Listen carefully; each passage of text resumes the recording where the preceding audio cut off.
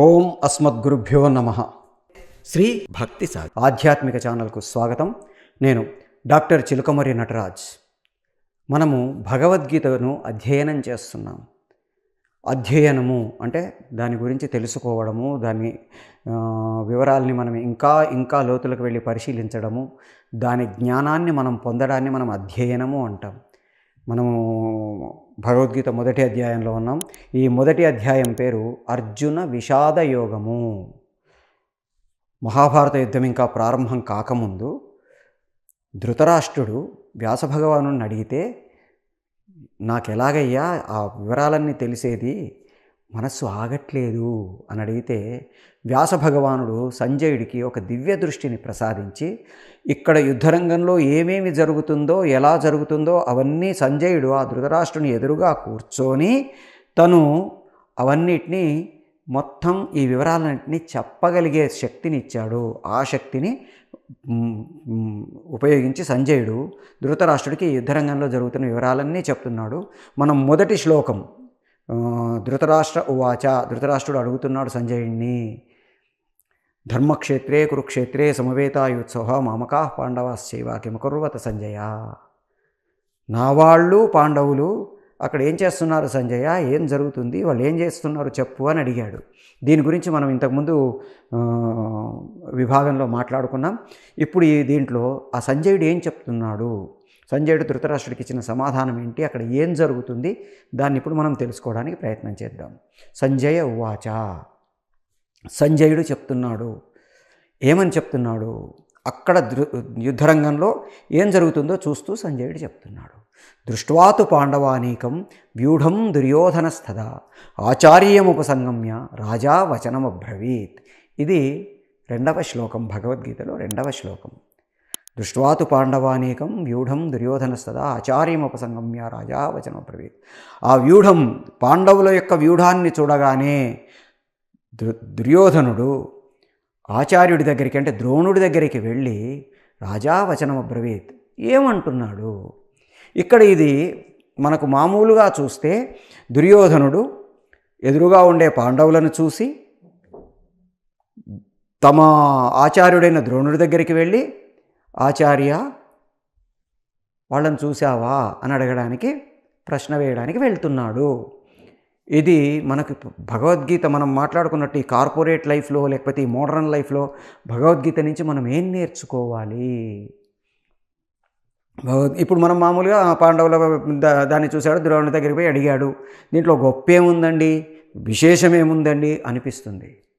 దీంట్లో మనం తెలుసుకోవలసిన ధర్మ సూక్ష్మాలేంటి, చూడగానే పాండవుల సేన చూడగానే దుర్యోధనుడి మనసులో కలవరం ప్రారంభమైంది. తర్వాత ఉంటుంది అపర్యాప్తం, పర్యాప్తం. వాళ్ళ బలం పర్యాప్తమో మన బలం అపర్యాప్తం అనుకున్నా కానీ మనసులో శంక స్టార్ట్ అయింది, గెలుస్తామా గెలవమా. వాళ్ళు అంతమంది ఉన్నారు, తక్కువ మందే. పాండవులది 7 అక్షౌహిణీల సైన్యమే, కౌరవులది 11 అక్షౌహిణీల సైన్యం. ఒక అక్షౌహిణి అంటే ఎంత సైన్యం, 21,670 రథాలు, అంతే గజాలు, 21,670 గజాలు, తర్వాత 65,870 అశ్వాలు, 1,13,000 చిల్లర కాల్బలము. అంటే దాదాపుగా వీళ్ళది ఒక 20-25 లక్షల సైన్యం వీళ్ల వైపు ఉంటే, దాదాపు 15-16 లక్షల సైన్యం మాత్రమే అవతల వైపు ఉంది. అంటే 10 లక్షల సైన్యం ఎక్కువ ఉన్నా కానీ దుర్యోధని మనస్సులో శంక ప్రారంభమైంది. లేకపోతే అక్కడే నిలబడి మేమే గెలుస్తాం అనుకునేవాడు, ద్రోణుడి దగ్గరికి వెళ్ళాల్సిన అవసరమే లేదు. సరే, ఈ శంక ఎప్పుడైతే ఉంటుందో విజయం సాధించము. మనం ఇప్పుడు ఒక ప్రాజెక్ట్ సెలెక్ట్ చేసుకోవాలనుకోండి, ఏదైనా ఒక కొత్త కార్యక్రమం చేయాలనుకోండి, అమ్మో మేము గెలవగలమో లేదో, మనం సాధించగలమో లేదో అని ఎప్పుడైతే మనం భావిస్తామో అక్కడే మన అపజయానికి తొలిమెట్టు పడుతుంది. మనకి థింకింగ్ అంటాము. థింకింగ్లో మనకి మోడర్న్ సైకాలజిస్టులు positive thinking, negative thinking, neutral thinking, toxic thinking, useless thinking, ఇలా కొన్ని రకాల థింకింగ్స్ చెప్తుంటారు. ఎప్పుడు కూడా పాజిటివ్ థింకింగ్ అనేది చాలా ప్రభావవంతమైంది, మన పని మనం సాధించడానికి ఉపయోగపడేది. నెగిటివ్ థింకింగ్ ఎప్పుడైతే మనం స్టార్ట్ చేస్తామో ఆటోమేటిక్గా మనలో ఉండే మొత్తం నర్వస్ సిస్టమ్ అంతా డల్ అయిపోయి మనం ఆ పనిచేసే ప్రాసెస్ కూడా స్లో అయిపోయి మనం చేసే పనంతా అస్తవ్యస్తం అవుతుంది తప్ప సక్రమంగా ఉండదు. అందుకనే మనల్ని కాన్ఫిడెన్స్ లెవెల్స్ పెంచుకోవాలి అంటాం. There is a will there is a way అంటాం ఇంగ్లీష్లో. అంటే యద్భావం తద్భవతి. నీ మనస్సులో ఏదైతే సంకల్పం బలంగా కోరుకుంటావో అది జరుగుతుంది. దుర్యోధనుడు ఓడిపోయాడు, పాండవులు గెలిచారు. 7 అక్షౌహిణీలు మాత్రమే ఉన్న పాండవులు గెలవడానికి 11 అక్షౌహిణీల సైన్యం ఉన్న కౌరవులు ఓడిపోవడానికి కారణం వీళ్ళల్లో ఉండే ఆత్మన్యూనతాభావం. దీన్నే మనం ఇంగ్లీష్లో ఇన్ఫీరియారిటీ కాంప్లెక్స్ అంటాము.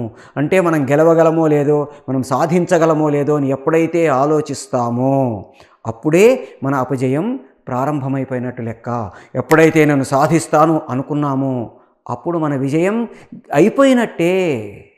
మనం భగవద్గీత యొక్క అవతారికలో మాట్లాడుకున్నాం. ఎత్ర యోగీశ్వర కృష్ణో ఎత్ర పార్థో ధనుర్ధరః తత్ర శ్రీ విజయోర్భూతి ధ్రువాని ఇది మమా అని. అక్కడ మనం చెప్పుకున్నాం, ఎక్కడైతే పార్థుడు ధనుర్ధారి అయి ఉన్నాడో, ధనుర్ధారి అయి ఉండడం అంటే మనం మోడర్న్లో ఏం చెప్పుకుంటున్నాం, రెడీ టు వర్క్, మన కర్తవ్యాన్ని నిర్వర్తించడానికి సిద్ధంగా ఉన్నామో దాన్ని మనము ధనుర్ధారి అంటాము. పార్థుడు అనే పదం వాడతాం మనం ఎప్పుడు కూడా. పార్థుడు అంటే ఈ భూమి మీద ఉండే మనిషికి రిప్రజెంటేషన్. భగవంతుడికి రిప్రజెంటేషన్, మన విల్కి రిప్రజెంటేషన్, మన శక్తికి రిప్రజెంటేషన్.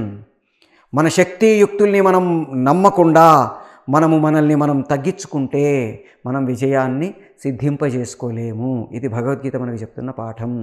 దృష్ట్వాతు పాండవానికం, చూడగానే వ్యూఢం దుర్యోధనస్తథా, పాండవుల యొక్క వ్యూఢాన్ని అంటే ఆ సైనిక సముదాయాన్ని సైన్య యొక్క అమరికను చూడగానే దుర్యోధనుడు టెన్షన్ స్టార్ట్ అయ్యి గబగబా ఆచార్యం ఉపసంగమ్య, ఆచార్యుడి దగ్గరికి వెళ్ళాడు.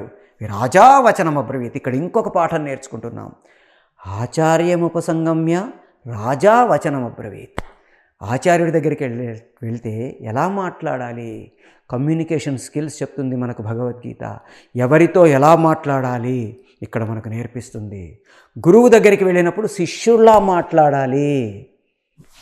ఆచార్య ఇలా చేద్దామా అన్నట్టు ఉండాలి. రాజావచనం అబ్రవీత్ అంటే రాజులాగా మాట్లాడకూడదు. ఆచార్యుడి ఉపసంగమ్య అంటే సమీపించినవాడు, ఆచార్యుణ్ణి చేరుకుందామనుకున్నవాడు, ఆచార్యుణ్ణి ఆశ్రయిద్దామనుకున్నవాడు తనలో ఉండే అహంకారాన్ని, గర్వాన్ని, వీటన్నిటిని మూటగట్టి పక్కన పడేసి దాసుడుగా ఆశ్రయిస్తేనే అతనికి జ్ఞానం లభిస్తుంది, విజయం లభిస్తుంది, విజయం సిద్ధిస్తుంది. ఇవన్నీ వదిలేశాడు దుర్యోధనుడు. ఆచార్యం ఉపసంగమ్య రాజా వచనం అబ్రవీత్, రాజులాగా మాట్లాడాడు, రాజులాగా చెప్తున్నాడు. మళ్ళీ లోపలుండే కాన్ఫిడెన్స్ లెవెల్స్ తగ్గిపోయి అతని దగ్గరికి పరిగెత్తి కూడా, అంటే మనం ఒక వ్యక్తి దగ్గరికి మన పని చేసుకోవడానికి వెళ్ళినప్పుడు ఎలా మాట్లాడాలో భగవద్గీత చెప్తుంది. ఎలా మాట్లాడాలి, అణకువగా మాట్లాడాలి, మన పని కంప్లీట్ చేసేటట్టుగా మాట్లాడాలి. మనం మాట్లాడుకున్నాం ఇంతకుముందు అధ్యాయంలో. భగవద్గీతను ఘంటసాల గారు పాడుతూ భారత యుద్ధము జరగరాదని ఆ మహానుభావుడు ఎంత ప్రయత్నించినా యుద్ధం తప్పలేదు అంటాడు. తప్పండి. శ్రీకృష్ణ భగవానుడు భారత యుద్ధం జరగకూడదు అని ఎప్పుడూ కోరుకోలే. ఎందుకని మనం మాట్లాడుకున్నాం, కలుపు మొక్కల్ని ఏరివేయాలి. వ్యవసాయం చేసేటప్పుడు కలుపు మొక్కల్ని తీసేయకపోతే మన ప్రధానమైన పంట పండదు. అధర్మాన్ని నాశనం చెయ్యకపోతే ధర్మం జయించదు. చీకటి పోకపోతే వెలుగు తెలియదు.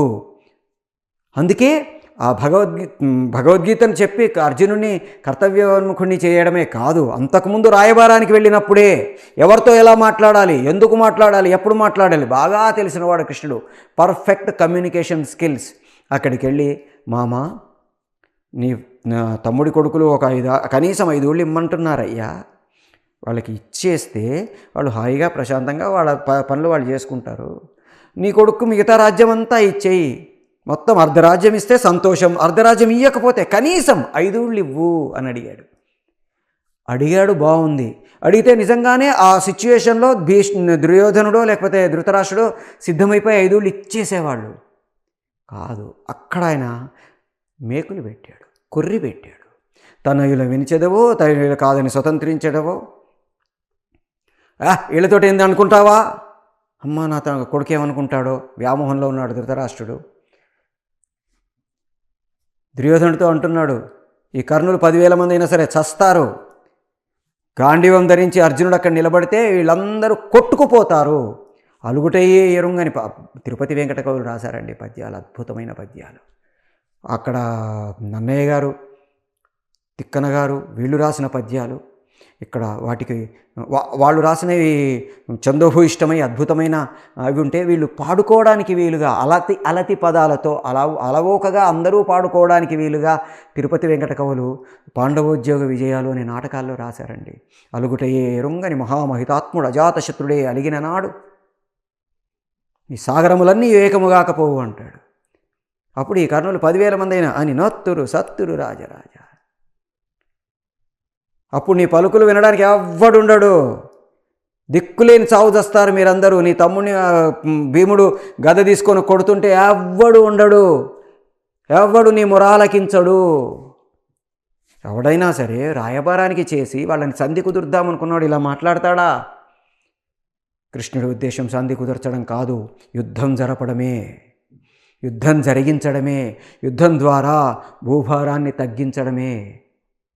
అక్కడ కృష్ణుడు అంత అద్భుతంగా కమ్యూనికేషన్ స్కిల్స్ ఇక్కడ కూడా భగవద్గీతలో కూడా ఆచార్యం ఉపసంగమ్య, ఆచార్యుని సమీపించిన శిష్యుడు ఎలా ఉండాలి, రాజులా ఉండకూడదు.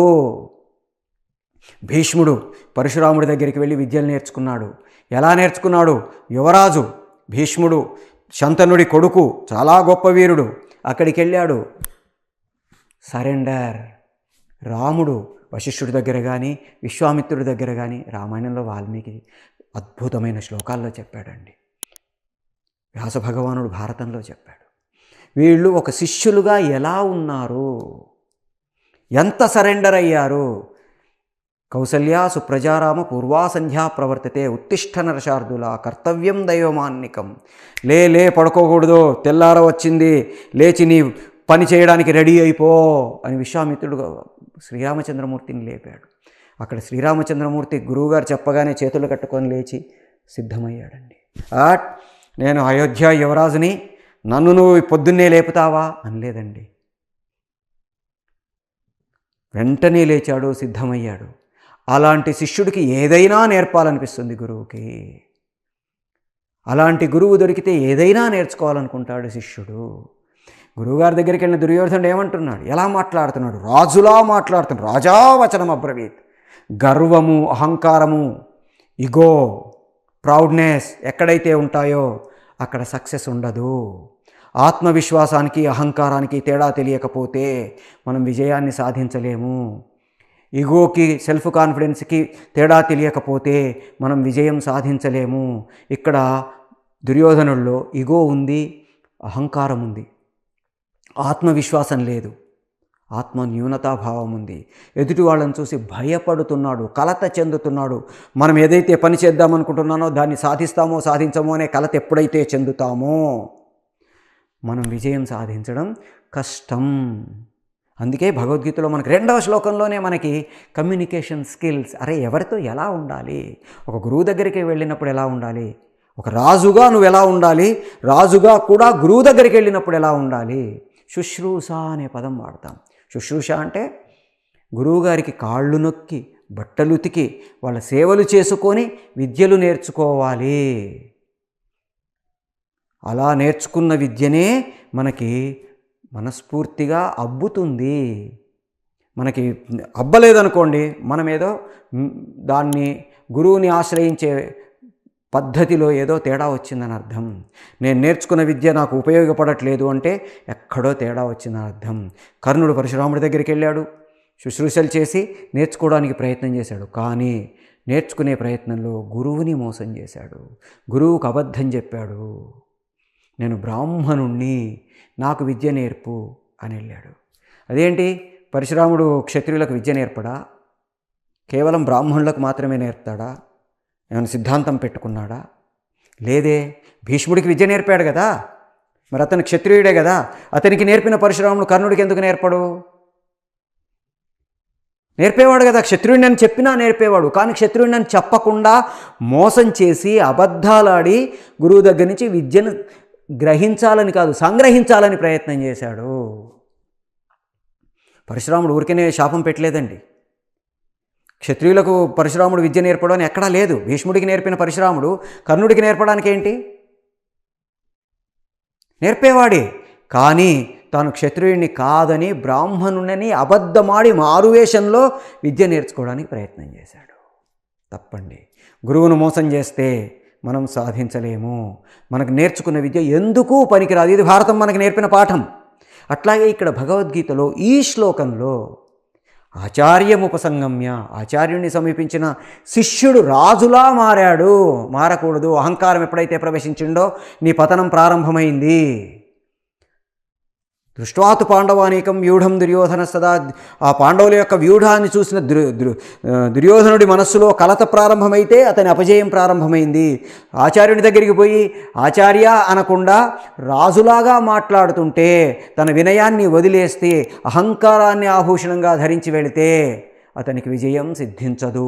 ఇది భగవద్గీత మనకు నేర్పిన పాఠం.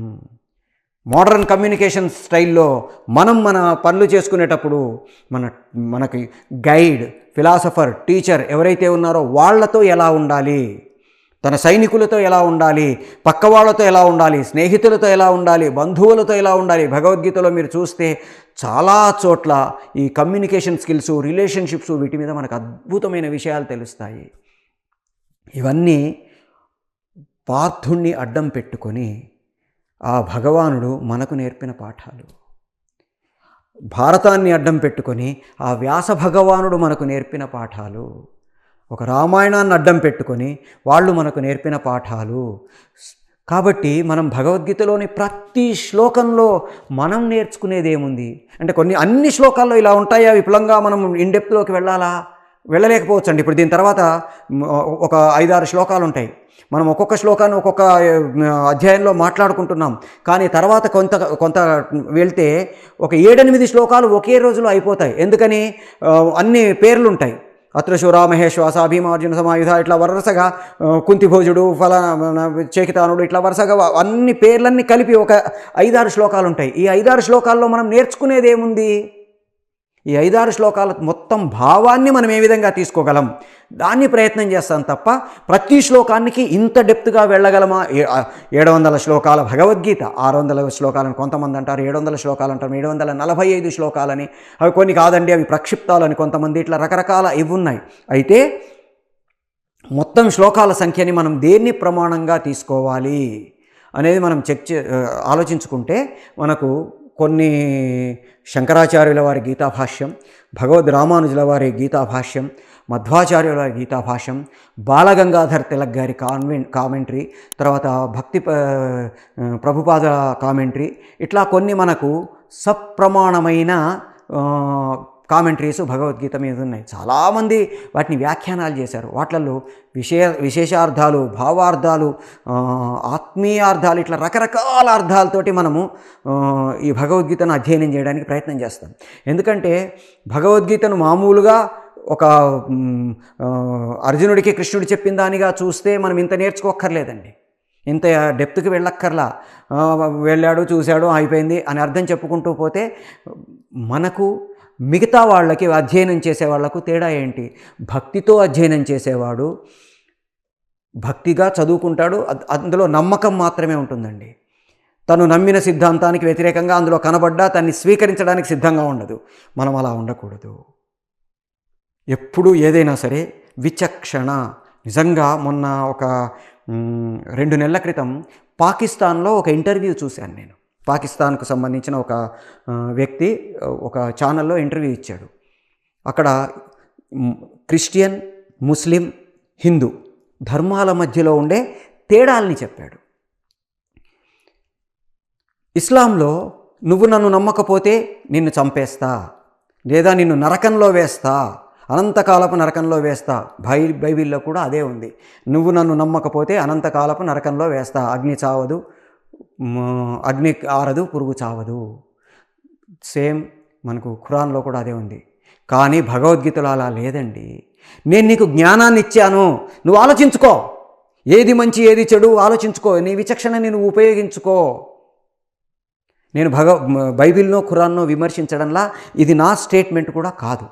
ఇది ఒక పాకిస్తాన్లో ఉండే ఒక ఫిలాసఫర్ చెప్పిన విషయాన్ని మీకు నేను అతని మాటలుగా చెప్తున్నాను. అదేంటండి ఖురాను బైబిల్ మంచివి కాదా?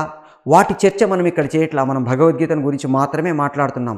అయితే భగవద్గీతలో విచక్షణ అనే పదము మనం ఎలా ఉపయోగించుకోవాలో మనకు నేర్పాడు.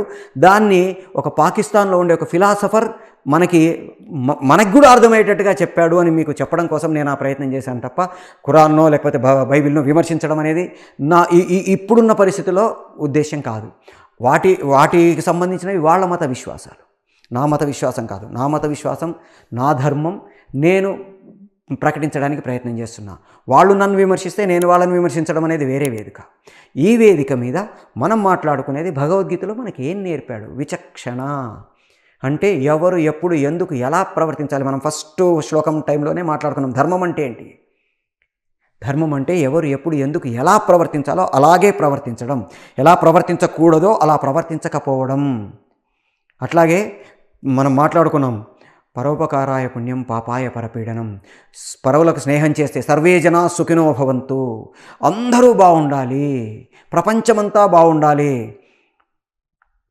సర్వప్రాణిహితము అంటాం. మనుషులే కాదండి, మానవ సేవే మాధవ సేవ అంటారు. మానవ సేవ ఒక్కటే మాధవ సేవ కాదు, సర్వప్రాణి సేవ మాధవ సేవే. ప్రతి ప్రాణిలోనూ భగవంతుణ్ణి చూడడమే హిందూ ధర్మం. ఆ ధర్మం ప్రపంచానికి నేర్పింది ఏంటి? మతము నేర్పింది, ధర్మము నేర్పింది, మనిషి ఎలా నడుచుకోవాలో నేర్పింది. ఎలా నడుచుకోవాలో మనకు భగవద్గీత, వేదాలు, ఉపనిషత్తులు ఇవన్నీ నేర్పుతున్నాయి. గీతలను మనం ఎందుకు ఎక్కువగా అధ్యయనం చేయాలని అనుకున్నామంటే భగవద్గీత అందరికీ అర్థమయ్యే భాషలో అర్జునుడికి చెప్తున్నట్టుగా, అంటే మనకు చెప్తున్నట్టుగా, ఒక మనిషికి ఇంకో మనిషి చెప్తున్నట్టుగా సామాన్యమైన పద్ధతిలో ఉండి మనకి ఉదాహరణలతో ఉండడం వల్ల మనం దాన్ని అర్థం చేసుకోవడం తేలిక. ఇంకా డెప్త్లోకి వెళ్ళి తెలుసుకోవడానికి ప్రయత్నం చేస్తే ఇంకా ఎక్కువ విజ్ఞానాన్ని పొందగలుగుతాము అనే ఉద్దేశంతో మనం ముందుగా భగవద్గీత అధ్యయనంతో ప్రారంభం చేసాం. తర్వాత రామాయణము, భారతము, భాగవతము, 18 పురాణాలు ఇవన్నిటిని మనం అధ్యయనం చేయడానికి ప్రయత్నం చేద్దాం. చాలామంది వెక్కిరిస్తుంటారు, ఎన్ని ఉన్నాయండి పురాణాలు, ఎంతమంది దేవతలండి, 33 కోట్ల దేవతలా మీకు? 33 కోట్లు అంటే, కోటి అంటే సమూహం అండి, అంటే ఒక టీం. మనకి 12 మంది ఆదిత్యులు, తర్వాత దిక్పాలకులు, ఇట్లా ఒక సెట్ ఆఫ్ వీళ్ళు ఉంటారు. ఒక్కొక్కళ్ళది ఒక్కొక్క కోటి, అలా 33 కోట్లు ఉంటాయి. అంటే 33 సమూహాలు ఉంటాయి. భగవంతుడు అది ఈశ్వరుడని కొంతమంది అంటారు. శైవాయమిషం శవీత్యోచనం యం వైష్ణవా విష్ణురితి స్థువంతి బుద్ధస్తదార్హన్ ఇతి బౌద్ధ జైన్యా. ఇట్లా రకరకాల శాస్తేతి కేచిత్ కచితిత్ కుమార స్వామీతి మాతేతి పితేతి భక్త యం ప్రార్థయంతే జగదీశితారం స ఏవ ఏక ప్రభురద్వితీయ. అతనొక్కడే, రెండో వాడు కాదు. ఒకడు విష్ణు అంటాడు, ఒకడు శివుడు అంటాడు, ఒకడు శక్తి అంటాడు, ఒకడు బుద్ధుడు అంటాడు, ఒకడు అర్హుడు అంటాడు. ఇట్లా రకరకాల పేర్లతో పిలుచుకుంటాము. ఏకం సత్ విప్రాహ బహుదా వదంతి. ఒకటే సత్యం, దాన్ని రకరకాలుగా నాకు తోచిన భాషలో నేను భాషను చెప్పుకుంటున్నాను. నాకు అందులో అవతారతత్వం కనపడింది, నేను విష్ణు అంటున్నాను. ఇంకొకటికి శివుల్లో అవతారతత్వం కనపడింది, శివుడు అంటున్నాడు. మనం పిలుచుకునే పేర్లు వేరు. ఇప్పుడు నేనున్నాను, నా కూతురికి తండ్రిని, నా భార్యకు భర్తని, నా తల్లికి కొడుకుని, నా శిష్యుడికి గురువుని, నా స్నేహితుడికి స్నేహితుడిని, అపరిచితుడికి అపరిచితుడిని. ఎలాగైతే నేను ఒక్కడే ఇన్ని రకాలుగా కనబడుతున్నానో అలాగే భగవంతుడు కూడా అందరికీ అన్ని రకాలుగా కనబడుతున్నాడు. ఇది మనకు భగవద్గీత కానీ లేకపోతే పురాణాలు కానీ చెప్తున్నాయి. వీటన్నిటిని మనం అధ్యయనం చేయడానికి ప్రయత్నం చేద్దాము. ఈ భగవద్గీతలో ఇవాళ మనం 2వ శ్లోకాన్ని గురించి మాట్లాడుకున్నాం. అధ్యాయం అనే ప్రదేశం, ఇప్పుడు నేను చెప్పేది ఒక్కొక్క ఎపిసోడ్ అని ఇంగ్లీష్లో అంటాము. ఆ ఎపిసోడ్ని మనం ఇక్కడ విడదీసుకునే ప్రాసెస్లో అధ్యాయము అని పిలుచుకుంటున్నాం. ఇంతకు ముందు చెప్పిన దాంట్లో మొదటి శ్లోకం చెప్పుకున్నది ఒక అధ్యాయము, రెండో శ్లోకం చెప్పుకున్నది ఒక అధ్యాయము. నిజానికి భగవద్గీతలో 18 అధ్యాయాలు మాత్రమే ఉన్నాయి. కానీ ఇక్కడ మనం దాన్ని ఎలాబొరేట్ చేసుకునే ప్రాసెస్లో కనీసం ఒక 500 నుంచి 600 అధ్యాయాలు రావచ్చు. అదేంటి 700 శ్లోకాలు అన్నారు, 700 అధ్యాయాలు రావచ్చు కదా, రావాలి కదా అనిపిస్తుంది. ఇంతకుముందే చెప్పాను, ఒక 7-8 శ్లోకాలు ఒట్టి పేర్లే ఉంటాయి అక్కడ. ఆ 7-8 శ్లోకాలు కలిపి ఒక అధ్యాయంగా మాట్లాడేసుకుంటాం. ఎందుకని? దాంట్లో పేర్లు మాత్రమే ఉన్నాయి కాబట్టి. వాటి గురించి ఏమన్నా కొంచెం విశేషంగా మాట్లాడాలనిపిస్తే మాట్లాడుకుంటాము. అంతేగాని ప్రతి శ్లోకము ఒక్కొక్కసారి ఒక్కొక్క శ్లోకం రెండు రోజులు 2 అధ్యాయాలు 3 అధ్యాయాలు కూడా కావలసి రావచ్చు. ఎందుకంటే ప్రతి పదానికి భగవద్గీతలో ఒక గొప్ప భావం ఉంటుంది. దాన్ని వాడడానికి మామూలు ఏదో పదం వాడరండి. భగవద్గీతలో అలా ఉండదండి. ప్రతి పదము స్టాంప్ వేసి సంతకం పెట్టి ఎండార్స్ చేసి మన చేతికిచ్చినట్టుగా ఉంటుంది. సంభవామి యుగే యుగే యథా యథా హి ధర్మస్య గ్లానిర్భవతి భారత అభ్యుత్థానం ధర్మస్య తదాత్మానం సుజాహమ్యం, తర్వాత పరిత్రాణాయ సాధూనాం వినాశాయ చ దుష్కృతాం ధర్మ సంస్థాపనార్థాయ సంభవామి యుగే యుగే. ఇందులో మీరు అబ్జర్వ్ చేస్తే త్రాణాయ అనొచ్చు, కానీ పరిత్రాణాయ అన్నాడు. వినాశాయ చ, నాశాయ చ అనొచ్చు, వినాశాయ చ అంటాను. అట్లా ప్రతీది ఎందుకు వాడాడు? యోగక్షేమం వహామ్యహం అంటాడు. దదామ్యహం అనొచ్చుగా, యోగక్షేమాలను ఇస్తానయ్యా అనొచ్చు కాదండి, మోస్తాను అంటున్నాడు కృష్ణ భగవానుడు. ఎంత గొప్ప దయామయుడండి. నువ్వు నన్ను నమ్మితే అనన్యాస్యంతయంతో మాం ఏ జనా పరిపాసతే తేషాం నిత్యాభియుక్తానాం యోగక్షేమం వహామ్యహం. చాలామంది అంటారు కృష్ణుడు కూడా చెప్పాడండి వేరే దేవుళ్ళను నమ్మకు, నన్నే నమ్ము అన్నాడని. వేరే దేవుళ్ళను నమ్మకు అని భగవంతుడు ఎప్పుడూ చెప్పలేదండి. ఎవరు ఏ ఏ రూపాల్లో మీరు పూజిస్తారో ఆయా రూపాల్లో పూజించండి. వేటితో పూజిస్తారో వాటితో పూజించండి. పత్రం పుష్పం ఫలం తోయం యోమే భక్త్యా ప్రయచ్చమే. అరే నువ్వు ఆకు పెడతావా పెట్టు, నీళ్లు పోస్తావా పెట్టు, అంతేగాని నాకు ఇది ఇవ్వు అది ఇవ్వు, పులిహోర దధ్యోజనము శర్కర పొంగలి వీటితో నైవేద్యం పెడితేనే నేను భగవానుడు ఎప్పుడూ చెప్పలేదండి. మొదట్లో మనం మాట్లాడుకున్నాం, భగవానుడు మనం పెట్టే నైవేద్యాన్ని స్వీకరించడు, ఆ నైవేద్యంతో మనం పెట్టే భక్తిని స్వీకరిస్తాడు, మన విశ్వాసాన్ని స్వీకరిస్తాడు, మన ఆత్మ త్యాగాన్ని స్వీకరిస్తాడు, మన ఆత్మ సమర్పణని స్వీకరిస్తాడు. ఇలా మనం ప్రతిరోజు ఒక్కొక్క శ్లోకాన్ని లేదా కొన్ని శ్లోకాల్ని నేర్చుకోవడానికి ప్రయత్నం చేద్దాం. జై శ్రీమన్నారాయణ. లైక్ చేయండి, షేర్ చేయండి. మీ అమూల్యమైన అభిప్రాయాల్ని కామెంట్స్ రూపంలో తెలిపి మమ్మల్ని ప్రోత్సహించడం మాత్రం మర్చిపోకండి. ఇలాంటి మరిన్ని ఆసక్తికరమైన వీడియోల కోసం మా ఛానల్ని సబ్స్క్రైబ్ చేసుకోండి.